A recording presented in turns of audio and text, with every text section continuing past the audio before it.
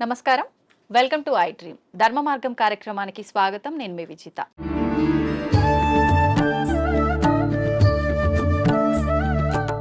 సాధారణంగా మనిషి యొక్క ఆయుష్ అనేది 100 ఏళ్ళు 100 సంవత్సరాలు అని చెప్పి మనందరం కూడా వాడుక భాషలో మాట్లాడుకుంటూ ఉంటాము.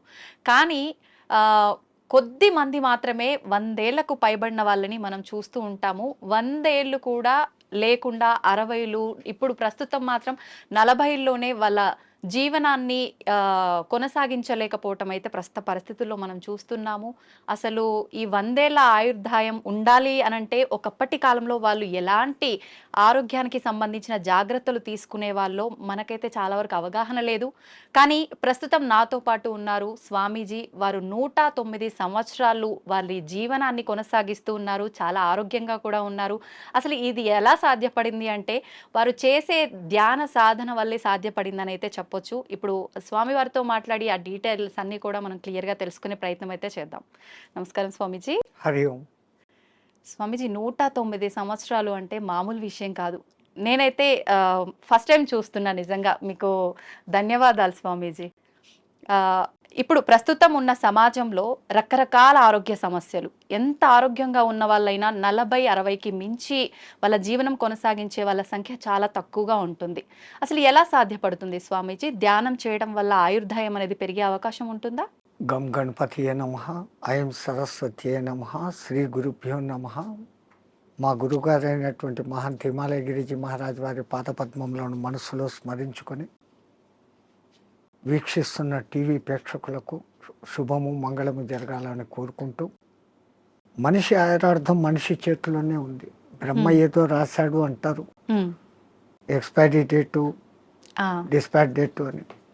అది ఒక విధంగా కరెక్ట్ అయినప్పటికీ దాన్ని మార్చుకోగలిగిన శక్తి కూడా ఆ పరమాత్ముడే యోగము అనే దాని మీద మనకి ఇచ్చాడు. ఒక యోగ సాధన, సిస్టమేటికల్ లైఫ్, ఏ టైంలో ఏం తినాలా, ఎంత తినాలా, ఆ పద్ధతులన్నీ ఉండి ఒక గురువు నేర్పించినాడు. ఆ నేర్పించిన సిస్టమ్ ఈ రోజు వరకు తూచా తప్పకుండా పాటిస్తూ ఉంటే 109 కర్మ ఇంకా ఎన్నాళ్ళైనా బతకవచ్చు. మీకు అందరికి బాగా తెలిసి ఉంటుంది, ఒక 2 ఏళ్ల కింద పద్మశ్రీ అవార్డులు ఇచ్చినప్పుడు శివానంద అనే ఒక యోగా మాస్టర్ సరస్వతి ఘాట్ దగ్గర ఉంటాడు కాశీలో. ఈ రోజుకు యోగా నడుపుతున్నాడు ఆయన. ఆ యోగా చేస్తాడు. He's 124 years on the day which he's taking award. తీసుకున్నప్పుడు ఆయనకు 123, ఇప్పుడు 125. మీ లోపల ఇక్కడ లౌకికంలో తిరుగుతున్న వాళ్ళలో ఆయన మీకు కనపడతాడు.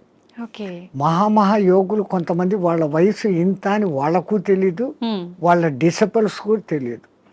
మరి హిమాలయాలలో ఉండి తపస్సులు చేసుకుంటున్న వాళ్ళు అట్లే ఉన్నారు. సో ఈ ఏజ్ను, ఈ కట్టెను, ఉపాధిని కాపాడుకునే రహస్యాలు గురువు ద్వారా వస్తాయి. ఆ గురువు చెప్పింది తూచా తప్పక చేసినప్పుడే అది స్టాండర్డ్గా ఉంటాయి. కానీ గురువు చెప్పాడు నేను చేయలేదు అంటే ఏం లేదు. మనకు ప్రాక్టికల్గా కావాల్సినంత ఉంది. వేదాలు, ఉపనిషత్తులు, పురాణాలు ఇన్ని ఉన్నాయి. కానీ ప్రాక్టికల్, థియరాటికల్ 112 ఉంది.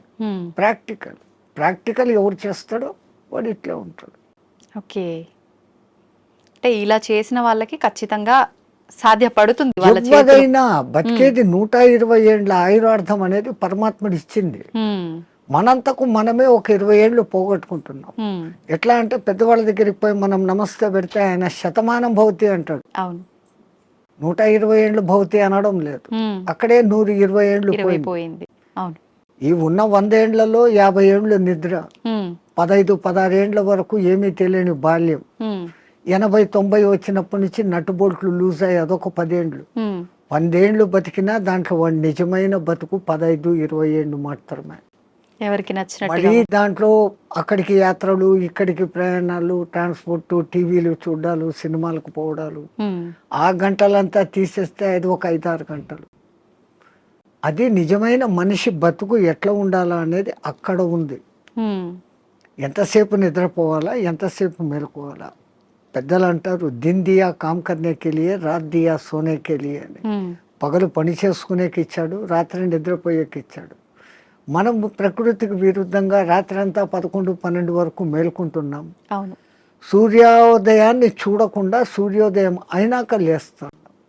కరెక్ట్. అప్పుడు లేచి స్నానాలు చేస్తాం. మన పూర్వీకులు మనకు చెప్పింది బ్రహ్మ ముహూర్త స్నానం, అది దేవతల స్నానం. సరే నీకు అది వీలు కాలేదు, 4:30కి చేయి ఋషుల స్నానం, 5:30కి చేయి మనుషుల స్నానం.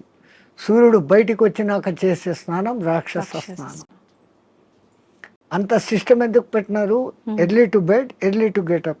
9-10 బజేకు సోజావు, 9-10 గంటలకు నిద్రపోండి. 3 గంటల వరకు 5:30-6 గంటల నిద్ర ఒక మనిషికి అది చాలు, సరిపోతుంది. మనం అట్లా చేయడం లేదు. రాత్రి 11-12 వరకు మేల్కొని పొద్దున్న 7 గంటలకు లేస్తా ఉన్నాం. సో అక్కడ కొంచెం దెబ్బ. రెండవది తినే ఆహార పదార్థాలు. ఒకప్పుడు ఏ ఎరువులు వేయకుండా పండించేవాళ్ళు. 6 నెలలు 7 నెలలకు కానీ కోతకు వచ్చేది కాదు ధాన్యం, గోధుమలు కానీ రైస్ కానీ. ఇప్పుడు 3 నెలలు 2 నెలలకి వచ్చేదానికి చేసేస్తా ఉంటాం ఆర్టిఫిషియల్ ఎరువులు వేసి. సో దాంట్లో శక్తి బలము ఉండడం లేదు. ఆ తినే విధానం కూడా హైయెస్ట్ బాయిలింగ్ చేసి తింటాను. జబ్బులు మూల కారణం అది. పరమాత్ముడు సృష్టించిన 84 లక్షల జీవరాశుల్లో ఏది కూడా ఉడికించి తినడం లేదు, ఫ్రిడ్జుల్లో పెట్టుకోవడం లేదు. అవి హ్యాపీగా ఉన్నాయి, కంటద్దాలు పెట్టుకోవడం లేదు, చోట్ మిషన్ పెట్టుకోవడం లేదు.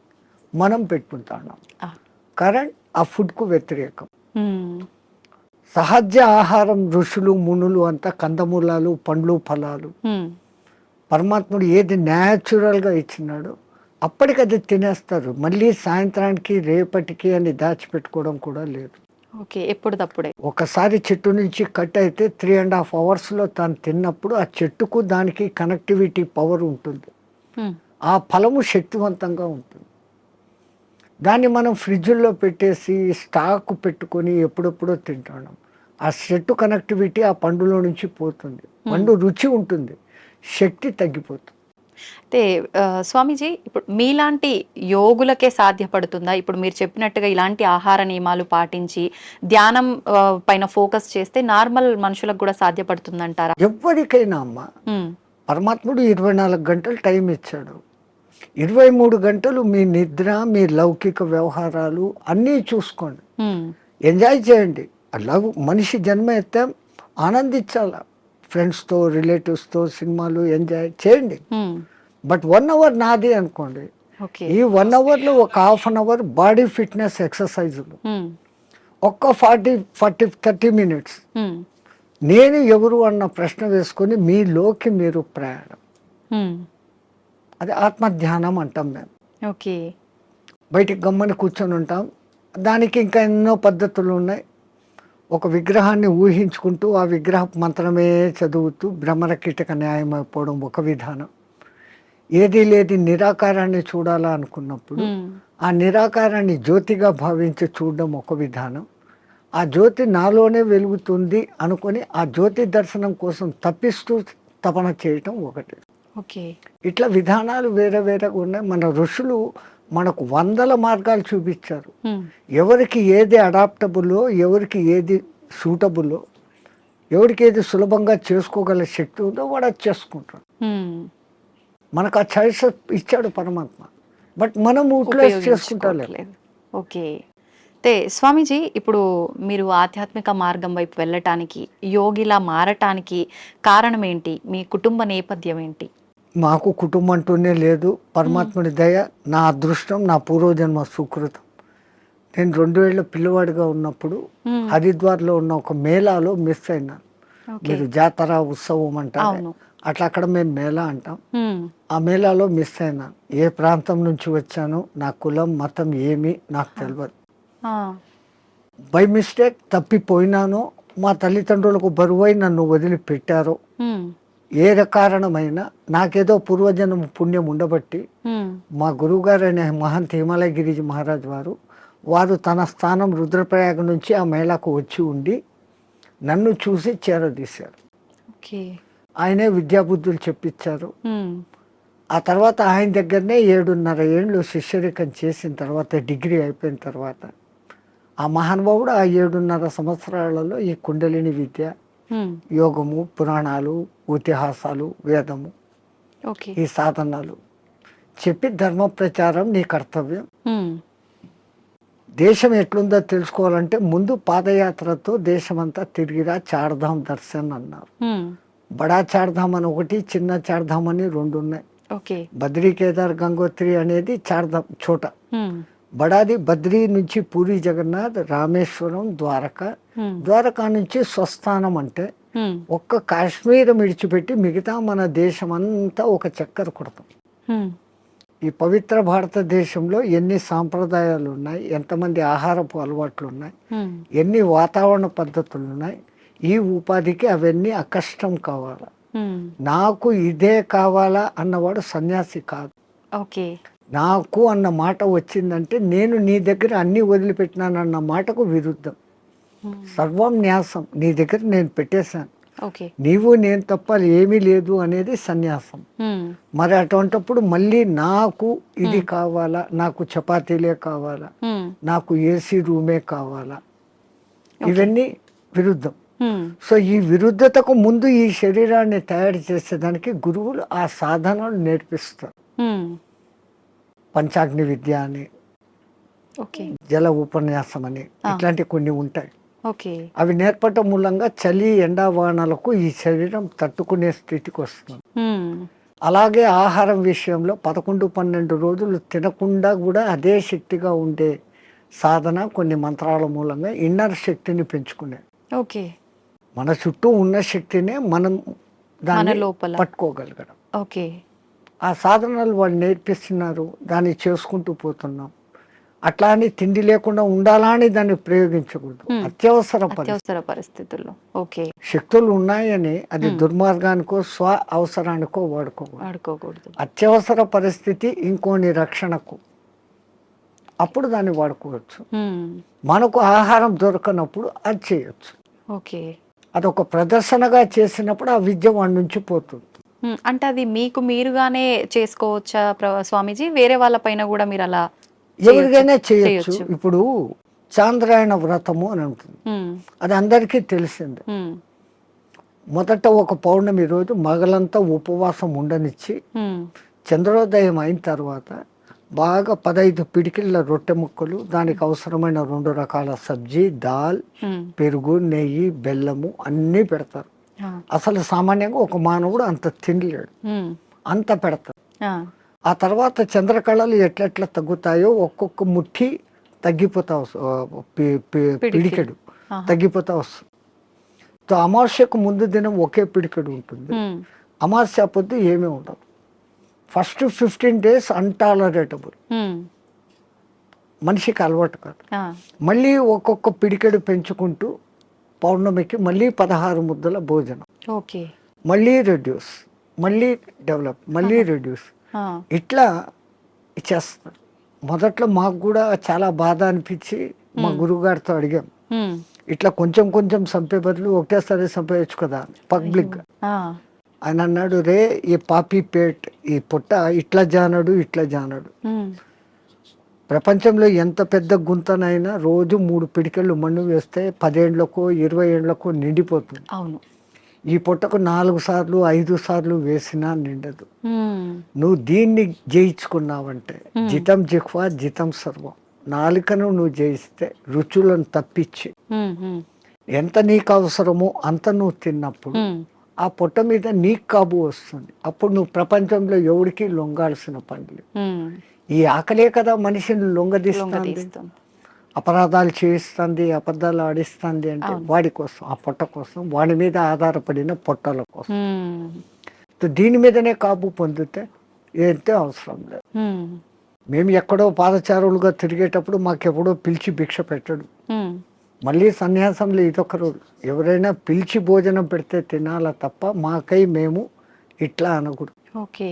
అడిగితే అది రుణం, హా. వాళ్ళై వాళ్ళు ఇస్తే అది దక్షిణ. ఈ అర్థాలు ఉన్నాయి.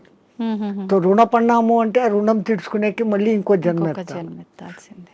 జన్మరాహిత్య స్థితి కోసం సన్యాసం. మరి ఇప్పుడు మళ్ళీ ఈ లంపటంలో ఎందుకు పడాలి? ఓకే. ఎట్లాగో గురువు ఇచ్చిన సాధన ఉంది, ఉమ్, తో ఉండొచ్చు, అప్పుడు వాడుకుంటాం దాన్ని. స్వామీజీ మీరు చెప్పారు కరెక్టే. అలా మేము చేయి చాపి అడిగామంటే అది రుణంలాగా ఉండి మరొక జన్మకి దారి తీస్తుంది. కానీ చాలామంది బాబాల్ని, స్వామీజీలని చూస్తున్నాం కదా! వాళ్ళు ఖచ్చితంగా తీసుకుంటూ ఉంటారు. వాళ్ళందరినీ దొంగ బాబాలు అలా అనొచ్చంటారా? ఈ ప్రకృతి పరమాత్ముడు సృష్టించిన దాంట్లోనే చెడు మంచి రెండు ఉన్నాయి. హ్మ్. హ్మ్. చెడు ఉన్నప్పుడే మంచి ఏదో మీరు ఐడెంటిఫై చేయగలుగుతారు. హ్మ్. బాగా ఎండలో తిరిగేసి వచ్చారు, మీ ఇంట్లో కూర్చొని ఫ్యాన్ ఆన్ చేశారు, ఆ చల్లగాలి ఆహా అంటున్నారు. ఈ ఆహా అని మీకు ఎప్పుడు అనిపించింది? ఆ ఎండ అనుభవించినాక, ఆ బాధ అనుభవించినాక. అవును. అది లేకపోతే మీరు జీవితాంతం ఫ్యాన్ కిందనే ఉన్నప్పుడు ఈ ఫ్యాన్ నాకు సుఖం ఇస్తుంది అన్న గుర్తింపు మీకు రాదు. ఉండదు. కరెక్టే. సో సుఖాన్ని మీరే గుర్తింపు చేసుకుంటున్నారు. ఎండలో తిరిగి ఉస్సు బస్సు నాకు నీళ్లు తప్పికెత్తంది మంట అనే ఫీలింగ్ వచ్చినప్పుడు కష్టాన్ని మీరే ఫీల్ అవుతాడు. ఓ అది కష్టము, ఇది మంచిది, బాగుంది అనే కంపారిజన్ వస్తాను. ఓకే. అట్లా లోకంలో వేరే రకాలు ఉంటారు. ఇంకోళ్ళను మనం విమర్శన దృష్టిలో మేము చూడం. అతను దృష్టిపథం ఎట్లాడుతూ కొంతమంది ఉంటారు, మీ కర్మను తొలగించాలంటే మీ దగ్గర నుంచి ఏదో ఒకటి తీసుకున్నప్పుడు మీ తీసుకోవడం బాహ్యంగా ఉన్నా దాని వెనకల మీ కర్మను లాగలిగిన గొప్ప వాళ్ళు ఉంటే ఆ పని చేస్తారు. ఓకే. ఇంకా కేవలం బతుకు తెరువు కోసం ఈ బట్టలు వేసుకొని తిది తింటున్నాం చేస్తున్నాం అనే వాళ్ళు ఉన్నారు లోకం. కానీ నే మట్టుకు నా వరకు అసలు నేను అందరికీ చెప్పేస్తా, ఇంకొన్ని నువ్వు విమర్శించకు, కంపేర్ చేసుకోకు. నీ కర్తవ్యం నువ్వు చేసుకుంటావు, నీ గురువు నీకేం చెప్పాడో అది చేసుకుంటావు. కంపారిజన్లోకి పోతే ప్రపంచమంతా ఇంకా సమస్యలే. స్వామీజీ, క్రియాకుండలి అంటుంటారు, ఇది ఒక విద్యనా? ఇది నేర్చుకోవటం వల్ల ఎటువంటి మార్పులు గమనించవచ్చు అంటారు? యోగం అంటేనే కలయిక.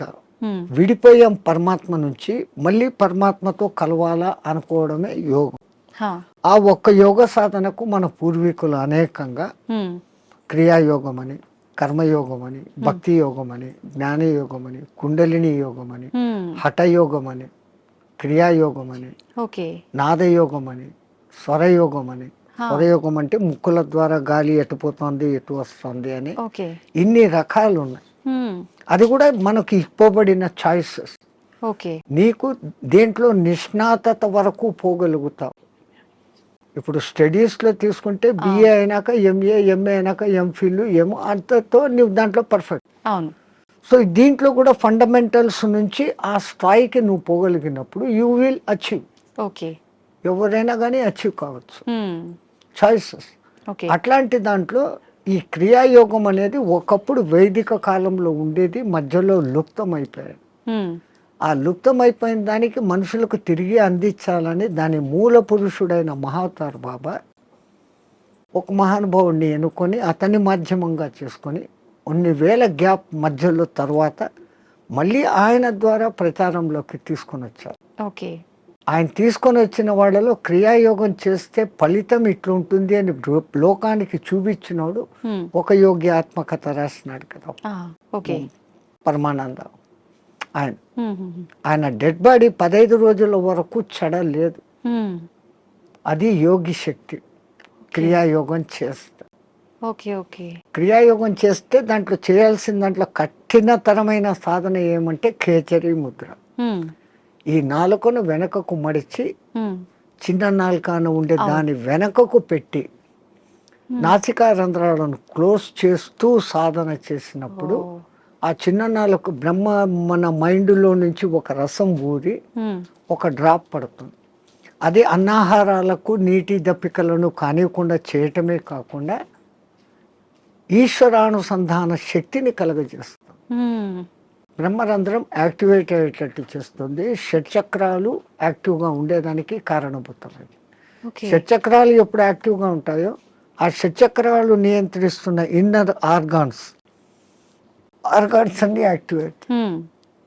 దేహం ఆరోగ్యంగా ఉంటుంది, మనసు ఆరోగ్యంగా ఉంటుంది, ఆత్మ ఆనంద స్థితిలో ఉంటుంది. ఈ సాధన చేయడానికి ఎంత కాలం పడుతుంది స్వామీజీ? చాలా కష్టంతో కూడుకున్నదే కదా. దాన్ని బలవంతంగా ఆ నాలుకను సాగదీస్తూ వెనకున్న నరాన్ని కట్ చేసి లోపలికి తోసుకుంటూ తిప్పలు పడేదానికే 3-4 ఏళ్ళు అవుతుంది. అది బలవంతంగా చేసింది. పూర్వజన్మ సుకృతం ఉన్నప్పుడు, ఆ గురు కటాక్షం ఉన్నప్పుడు అది సహజంగా వెనక్కి వెళ్ళిపోతుంది. అది ఎవరికి ప్రాప్తతో వాళ్ళకే. ప్రతి ఒక్కటి ఎవడు చేయాలంటే, మనమంతా ధీరుబాని అంబాయిలు కాలేమే. మన దేశంలోనే పుట్టాడు ఆయన, మన ఎదురుగానే పెరిగాడు, ఈ పొద్దు కోట్ల ఆస్తి. మనం లేదు. అవును.